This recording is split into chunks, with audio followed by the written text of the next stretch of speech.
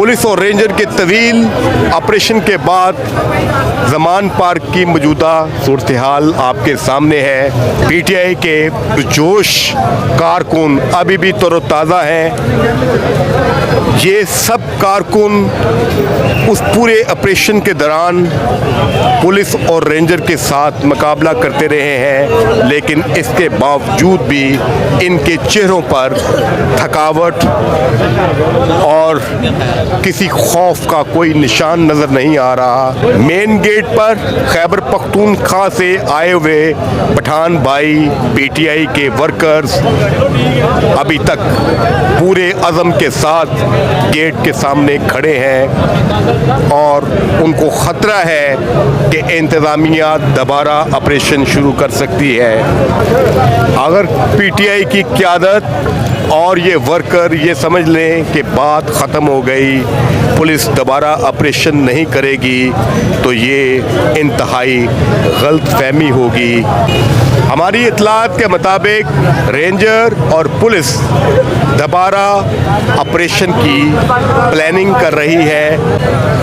आला क़यादत पंजाब गवर्नमेंट और federal government तवील डिस्कशन कर रही है कि इमरान खान की गिरफ्तारी को कैसे यकीनी बनाया जाए, क्योंकि ये हुकूमत का ईगो का मसला बन चुका है।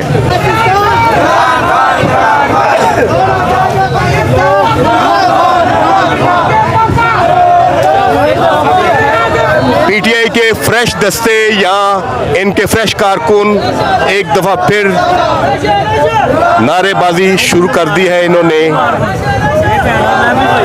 मेरा ख्याल आला क़यादत की तरफ से इनको हदायत दी गई है कि वो नारेबाजी करें और पुलिस और रेंजर को अपनी तादाद का, अपने जोश और वलवले का इजहार करें। यहाँ पर इस वक्त सैकड़ों पीटीआई के सरगर्म इंतहाई जोशीले कारकुन मौजूद हैं और वो इस अज़म का इजहार कर रहे हैं कि वो हर किस्म की कुर्बानी देने के लिए तैयार हैं। इनके चेहरों से थकावट बिल्कुल नज़र नहीं आ रही। मैंने अभी बहुत से कारकुनों के साथ बात की है जिन्होंने पिछले 24 घंटे से सोए नहीं। उन्होंने बहुत कम खाया है। इसके बावजूद देखें इमरान खान साहब के घर की दीवार के साथ के ऊपर ये कारकुन पहरा दे रहे हैं।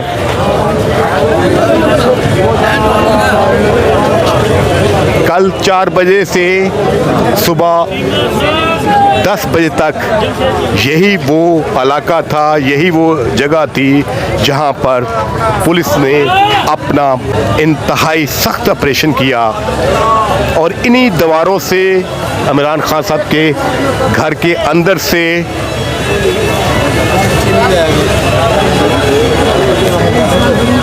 पुलिस को रोकने के लिए पथराव और लाठीचार्ज भी किया गया और बाकायदा पीटीआई के कारकुन पूरे जोश जज्बे से खान साहब को गिरफ्तार करने से बचाया। पीटीआई के कारकुनों की तादाद हज़ारों तो नहीं, लेकिन इनके जज्बे, इनकी जुर्रत काबिले दीद है। इमरान खान साहब के ज़मान पार्क के घर के 3 गेट हैं। ये दोनों फ्रंट गेट है जहां पर कारकुन डंडों से मसल्ला खान साहब की हिफाजत कर रहे हैं।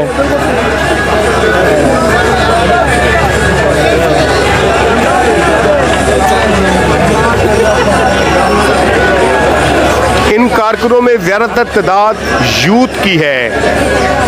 बहरहाल ये बड़ी अफसोसनाक सूरत हाल है पाकिस्तान की पॉलिटिक्स के लिए, पाकिस्तान की रियासत के लिए, कि पाकिस्तान जिस बहरान में फंस चुका है और ये एक ब्लडी कन्फ्लिक्ट की तरफ मुल्क जा रहा है। खुदा ना ख्वास्ता ये एक और सानियाए मॉडल टाउन की तरफ हम बढ़ रहे हैं। हुकूमत और पीटीआई की आला क़यादत को इस बारे में सोचना चाहिए कि मुल्क जिस बहरान में फंस गया है इसका कोई इज़्ज़त आबरूराना हल निकालना चाहिए, वरना ये हमारी रियासत के लिए और स्पेशली पीटीआई और पीटीआई के वर्कर्स के लिए नहायत खौफनाक साबित हो सकता है।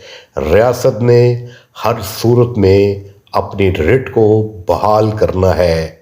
अगर दोबारा रेंजर और पुलिस ऑपरेशन करती है तो इसके नताइज नहायत भयानक होंगे।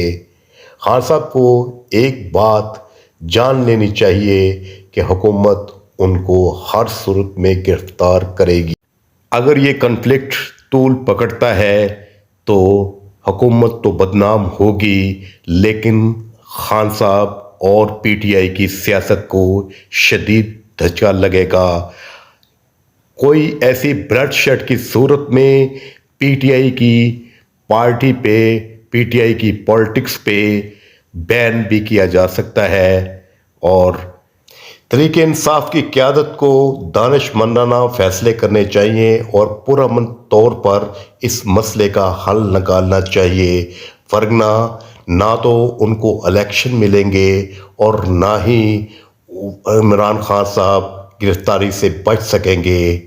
और ये सिचुएशन पीडीएम की हुकूमत को इलेक्शन पोस्टपोन करने पर कजवास पैदा करेगी, बल्कि बदकिस्मती से मार्शल लॉ का रास्ता भी हमवार हो सकता है। कमरुज़्ज़मान कायरा और मौलवी फजल रहमान की हालिया प्रेस कॉन्फ्रेंसें इस खतरे की तरफ इशारा कर रही हैं